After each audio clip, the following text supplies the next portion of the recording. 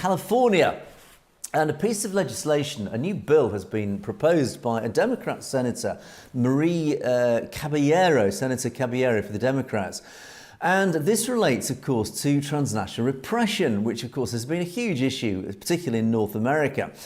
And Senator Caballero has, under instructions, effectively, from the Sikh community, has proposed a really powerful piece of legislation, which is to ensure that all the local, the Californian emergency services are both aware of and trained to deal with transnational repression. Now, transnational repression, of course, takes many forms, but it's important that local law enforcement, or essentially all the local state bodies are aware of what it is, what it means, because, of course, it's a relatively new term for many people, certainly here in Europe and across North America, this transnational repression. It has, of course, I suppose, always existed, but it's certainly ramped up significantly since India started really clamping down on the Khalistan movement in recent years.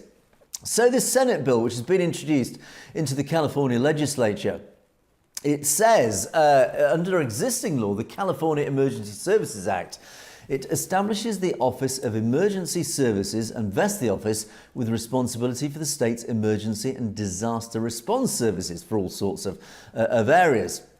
But this new bill would require this Office of Emergency Services through the California Specialized Training Institute to develop transnational repression recognition and response training.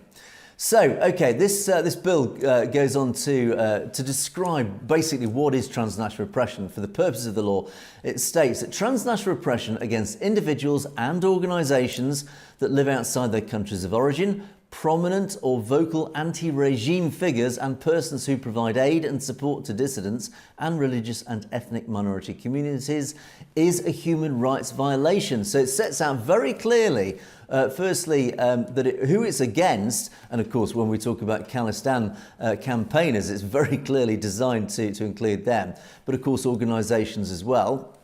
And it sets out very clearly that it is a human rights violation.